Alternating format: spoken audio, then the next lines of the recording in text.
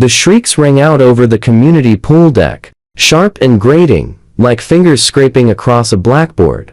Margaret Hutchinson's face had turned a deep, furious red, resembling a tomato left too long in the sun. She gripped her phone tightly, her knuckles pale from the pressure as she yelled into it. Yes, 911. There's a man here threatening me. He's refusing to allow me entry to my own community pool. I pay my dues. This is assault. Her voice broke with exaggerated distress, yet her eyes blazed with raw anger. I remained perfectly composed, cool, and collected, holding my clipboard while observing this woman in her 50s throw what amounted to a full-grown adult tantrum. Just behind me, slightly out of direct sight, but within my side vision, stood Marcus Chin, my lawyer. His phone was recording video, silently documenting every intense moment of Margaret's outburst. She had no clue she was on camera, and truthfully, that knowledge added an extra layer of satisfaction to the entire ordeal.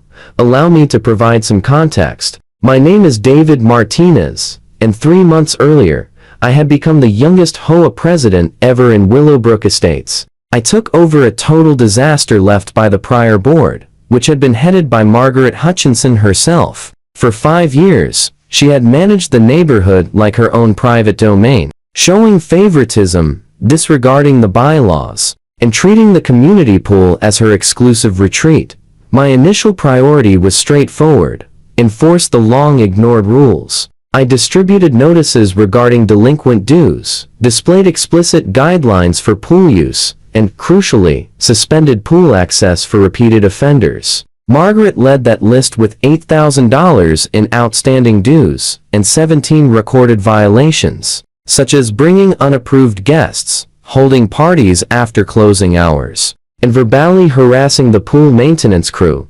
The regulations were unambiguous and displayed prominently in 3 spots around the pool area. Yet Margaret had functioned beyond accountability for so long that she truly thought rules didn't apply to her. Upon receiving her suspension letter by certified mail, she dismissed it with laughter. When I disabled her key fob, she attempted to slip in behind other residents at the gate. After that stopped working, she began appearing during my volunteer shifts as a pool monitor, challenging my authority. Today marked her most audacious attempt. She showed up accompanied by 6 guests, all loaded with coolers and inflatable pool toys, behaving as if the place belonged to her. "David," she said, flashing a fake sweet smile that never touched her eyes, "surely you can bend the rules for a founding member of this community. My sister is here, visiting from out of state."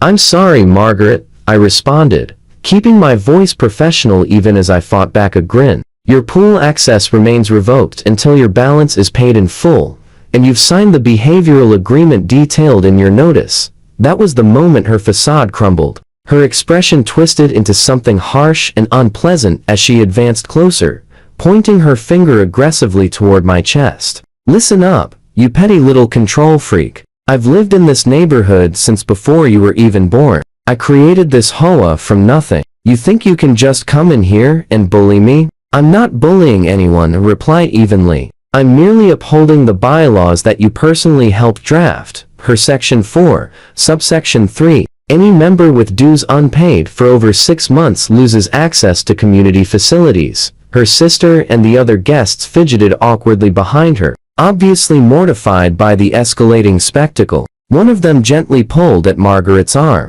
"Maybe we should just head to the public pool instead." But Margaret was far past listening. She jerked her arm free and amplified her volume even more. "This is discrimination. Harassment. I'll have your position, David Martinez. I'll contact the news channels. I'll broadcast this everywhere on social media. The whole world will see what a dictator you are. That's your prerogative," I said, subtly nodding toward Marcus, who had maneuvered into an ideal spot to record both of us clearly. "But the rules are applied fairly to all residents." That pushed her over the edge. She hurled her beach bag onto the concrete and yanked out her phone. "Fine, you want to play tough? I'm calling the cops. You're threatening me. You're physically blocking me from property I own." "I haven't laid a hand on you, Margaret. I'm simply standing here with my clipboard, recording this encounter as mandated by HOA policy. Liar, she bellowed, then launched into her phone with rehearsed panic. Hello, police? I need assistance right away at the Willowbrook Estates pool. A man is refusing to let me enter. He's acting aggressively, and I'm afraid for my safety. Behind me, Marcus discreetly adjusted his position for a clearer shot, making sure the footage would plainly capture the 5 feet of distance between Margaret and me. My relaxed stance, and her dramatic act. Margaret kept up her Oscar-level performance for the dispatcher. He's obstructing my way. He's menacing me. I have witnesses. She waved frantically at her uncomfortable guests, who were already retreating from the confrontation. Less than 10 minutes later, 2 patrol cars arrived in the pool parking lot. Officers Patricia Williams and James Thompson walked up with the tired looks of law enforcement officers all too familiar with neighborhood association disputes. Officers, what's the issue here? Officer Williams inquired, her hand lightly placed on her radio as she spoke. Margaret wasted no time diving into her tearful tale, producing fake tears on cue. This man is discriminating against me. I've been a resident here for 20 years, and he's on some ego-fueled rampage, denying me access to the pool that I help fund. Officer Williams listened attentively with a nod, then shifted her attention to me. Sir, would you mind sharing your perspective? Certainly, I replied, retrieving a thick manila folder attached to my clipboard. I'm the HOA president. Miss Hutchinson's pool access has been revoked because of $8,000 in delinquent dues and numerous breaches of pool regulations. Here are the supporting documents, including the certified mail receipt confirming she received proper notification. Margaret's complexion shifted from crimson to a deep violet. That's completely false. I never got any such notice. At that moment, Marcus moved forward. Officers, I'm Marcus Chin, legal counsel for the Willowbrook Estates. HOA, I've been recording this whole exchange. He raised his phone. I have clear video evidence of Miss Hutchinson advancing toward Mr. Martinez, issuing threats and making unfounded allegations of assault. Would you care to view it? Margaret's face paled dramatically as the realization hit that she'd been filmed. You aren't allowed to record me without my consent. That's against the law. Actually, Officer Thompson cut in. California requires 2-party consent only for private conversations, but this is a public space with visible security signage. Recording here is entirely permissible. Marcus linked his phone to his tablet and began playing the footage for the officers. It captured everything in sharp, high-definition detail. Margaret advancing aggressively, me remaining stationary 5 feet away, her warnings about media exposure, and her obviously exaggerated statements to the 911 dispatcher.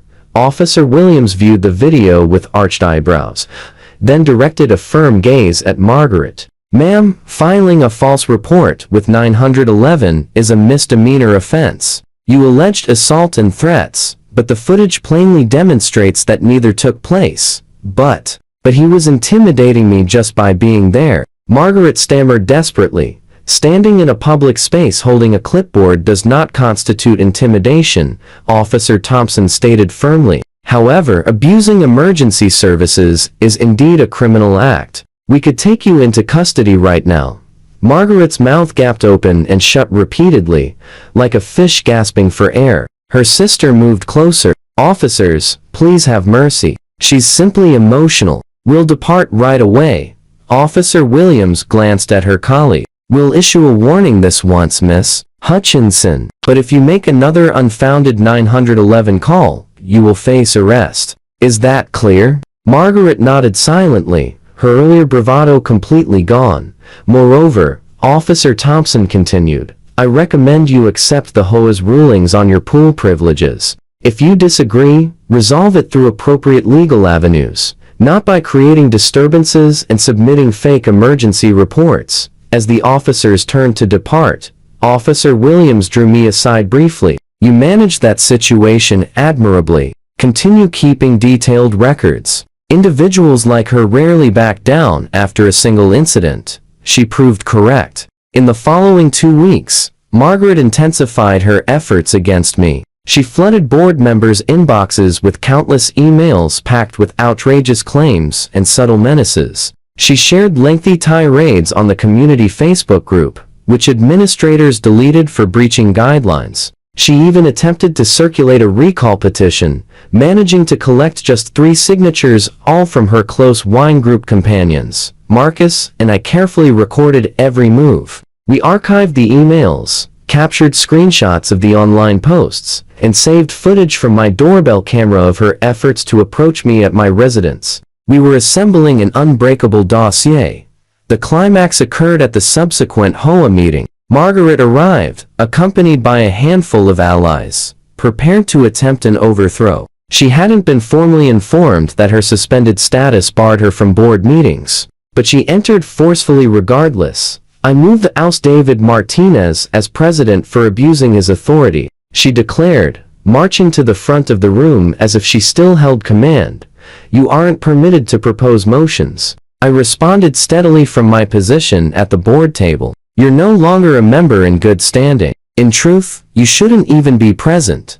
This is an open meeting. I have full rights to attend. Actually, Marcus rose from the spectator area. HOA meetings are restricted to members in good standing. Considering your revocation and recent conduct, your presence here amounts to trespassing. That was when we revealed our strongest move. Additionally, due to the recorded harassment, the fabricated 911 call, and ongoing interference with HOA operations, the board has unanimously approved seeking a restraining order against you, Margaret. The room exploded in reaction. Several residents clapped, having endured Margaret's dominance for years. Others reacted with shocked gasps at the unfolding spectacle. Margaret remained motionless, her jaw dropped in disbelief.